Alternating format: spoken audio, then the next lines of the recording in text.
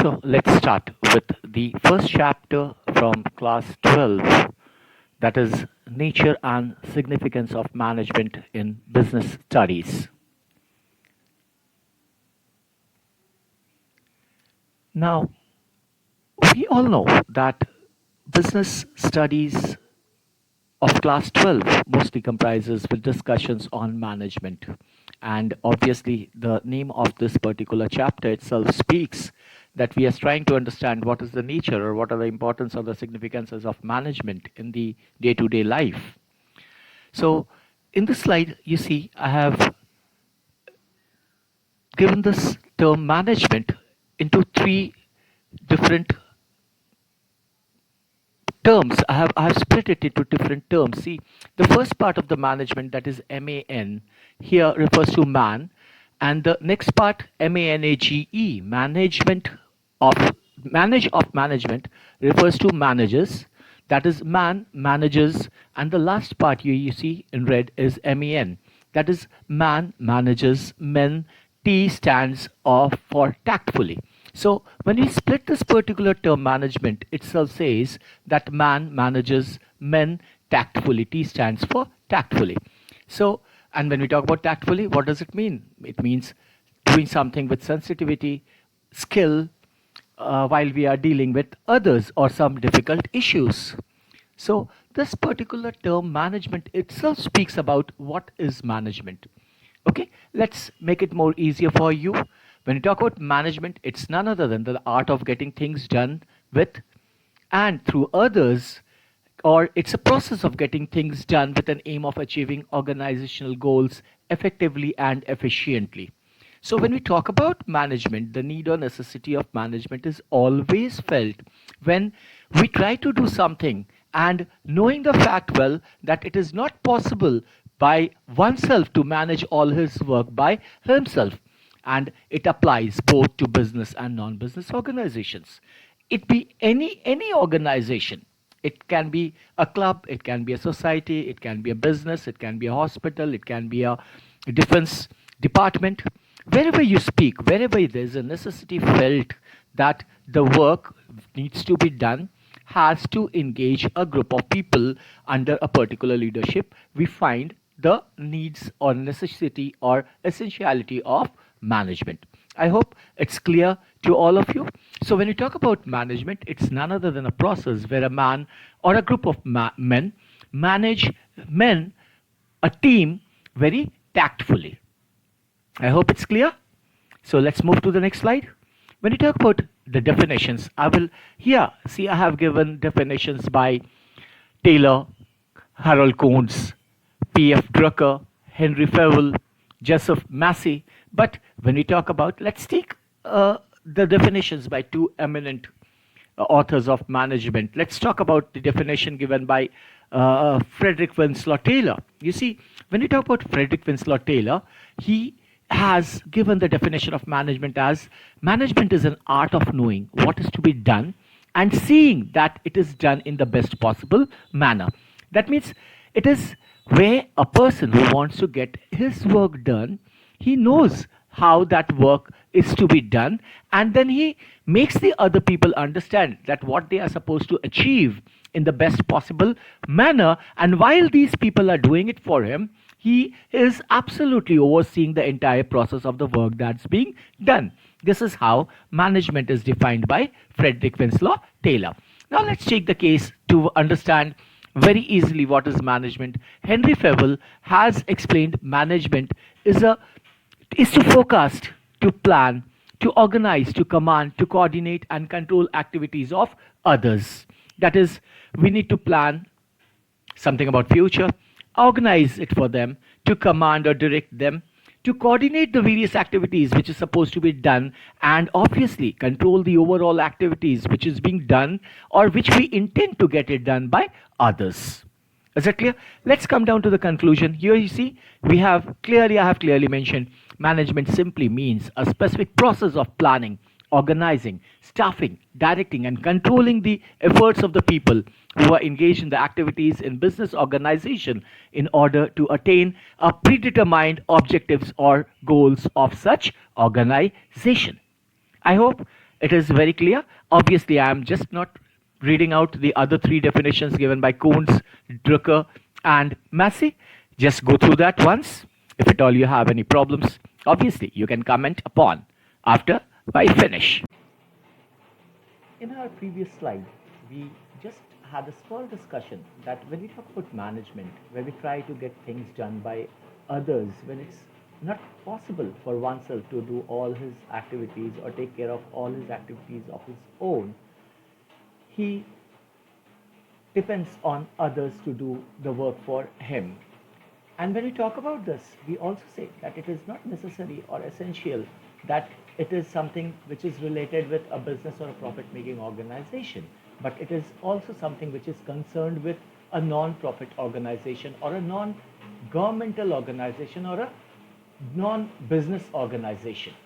So when we talk about management, we say management is something wherever the work is divided amongst a group being led by an individual or a group of persons sitting at the top and supervising work while it is being done by others. So in this term, where management is absolutely understood as an activity where a person tries to oversees the work which he intends to do by for his business, for his organization, where the need or essentiality of others are very much needed in accomplishing the organizational goals or objectives. I hope it's clear to you. Now, let's come down to understand management as a process. We all know that management is a process which brings scarce human and material resources together and motivates people for the achievement of the organizational objectives. And it is not a one time act, but an ongoing series of interrelated activities. And the entire sum total of these activities is known as management process. It consists of a set of interrelated operations or functions necessary to achieve desired organizational goals. A process is a systematic way of doing things. It is concerned with conversion of inputs into outputs. So an analysis of management process will enable us to know the functions which our managers need to perform. Okay? The management is a process for achieving the organizational goals with highest efficiency and effectiveness. Now, when you talk about these two terms, they are absolutely different, though they sound similar, but they are absolutely different, but absolutely interrelated and require a balance between the two terms, effectiveness and efficiency. I hope it's clear, and we will be discussing what is efficiency and effectiveness in our next slide. Now, management and administration basically are two different concepts. Theoretically, they are absolutely different, but when it comes to practicality, we find that the terms are more or less the same. But we need to understand what is management and administration to understand how practically they are same. When we talk about management, management can be understood as the skill of getting works done by others. It is not exactly as same as administration, which alludes a process of effectively administering the entire organization. The most important point that differs management from administration is that the former is concerned with directing or guiding the operations of the organization, whereas the latter stresses on laying down policies and establishing the objectives of the organization. Is it clear? So, when we come to the conclusion, we say theoretically it can be said that both are different terms, but practically you will find that the terms are more or less same. A manager performs both administrative and functional activities, there is no doubt in it. And when we talk about the managers who are working in the topmost level are said to be the part of administration, whereas the managers working in the middle or the lower level represents management. So we can say that administration is above management because they are something who are concerned with laying down policies or establishing of objectives, whereas the former, that is management, is concerned with directing or guiding the operations. I hope it's clear to all of you. Now, when we come to the conclusion, management in certain organizations are also termed as administration. And the best example I will give is, let's talk about a defense department. there's nothing called a management there. Rather, it is absolutely something as a administration. A government hospital, there is nothing called management there. We talk about the administration for the same term which we treat as management in some other organization, non-governmental organizations. Let's go to the next slide. Now we come down to effectiveness and efficiency. In our previous discussions, we had told that what is management. When we talked about management, we said that it is a process of getting things done with the aim of achieving organizational goals effectively and efficiently. Now, when we're talking about getting the or achieving the organizational goals effectively and efficiently, we need to understand what's the meaning of effectiveness and efficiency. When we talk about effectiveness, it is something which is concerned with completing a particular work on time. So when you talk about effectiveness, we say it is concerned with the end results, means completing the task correctly within the stipulated time. And to understand what is effectiveness and what is efficiency, see, we have a keyword. The T of effectiveness stands for timekeeping in mind. So it is related, this T is related with time. On the other hand, when we talk about efficiency, efficiency is completing the work at a low cost. That means doing the task correctly and at a minimum cost through optimum utilization of resources. I hope you are able to understand. Here in effectiveness, this T stands for concern with time, and efficiency is something which is concerned with completing the work at a very low cost. I hope it's clear to all of you. What's the meaning of effectiveness and efficiency? And what did I say? We need a perfect balance between both effectiveness and efficiency when we're trying to get our works done, or when we try to accomplish our goals. Let's go deep into details to understand what's the meaning of effectiveness. Effectiveness, the meaning, it refers to the completion of work on time. It is simply concerned with doing right things on time. The objective is to achieve the results on time. So what is the main focus? Main focus is time. On the other hand, when we talk about efficiency, it refers to completion of work correctively with minimum cost and maximum profit. Simply means doing things correctly in a faster and cost efficient manner. What's the objective? To perform tasks with least wastages of time, effort and resources. In overall, we say it is cost. And what's the main focus? It is on cost. Whereas when you talk about effectiveness, it is on time. So effectiveness is concerned with time and efficiency is concerned with cost. I hope it's clear to all of you. Let's move on to the next slide to understand how, with examples, how efficiency and effectiveness needs to be balanced. Let's take the first case. Here I have told Rohini has prepared a well-documented factual report on the company's performance. There was an annual general meeting, or maybe there was a special meeting where Rohini was interested with presenting a factual report of the company. She prepared the reports absolutely in a very beautiful manner, but she could not present it in the meeting as it was not completed on time. So what is it? It is she was efficient but not effective. She could not complete the thing on time and it could not be presented in the board meeting. I hope it's clear to you with this example.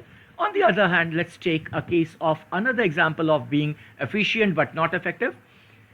Samir, who was given a responsibility to prepare a beautiful cake for Roshni, he prepared the cake very efficiently, but he could not bring the cake while the celebration was going on, when the birthday celebration was going on. So what is it? It's proved that Samir was efficient but was not effective, as he could not present the cake on time when the birthday celebration party was on. Let's take another example. The example here refers to a person being effective but not efficient. Let's see this case. Ramesh presented the documents and the factual reports of the company and presented it on time during the board meeting. But the cost incurred for the presentation of such a report was beyond the imagination of top level management. So, what did he do? He presented the report well on time, but to prepare that particular report, to make it presentable, he spent a huge amount, which was not acceptable by the top level management. So, what is it? He was effective but not efficient.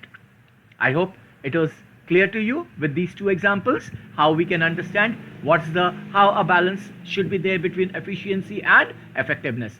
A person has to be on time as well as should be bothered about the cost effectiveness of doing that particular. Now let's move on to the next slide, that is characteristics of management.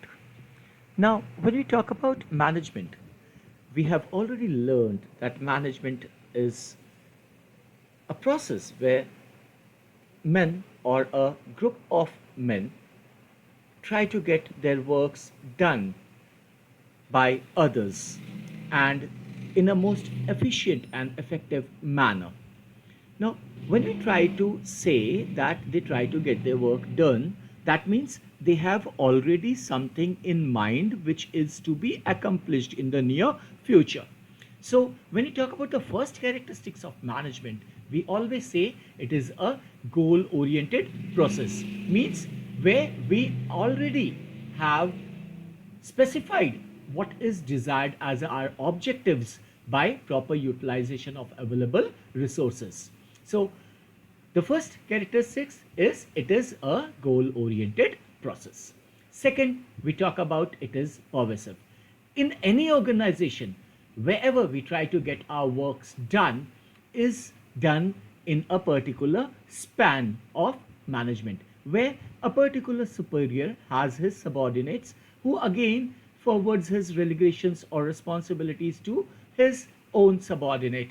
And from the top level to the lower level, each and every person tries to guide, motivate, supervise his subordinate so that the overall organizational objective is accomplished successfully.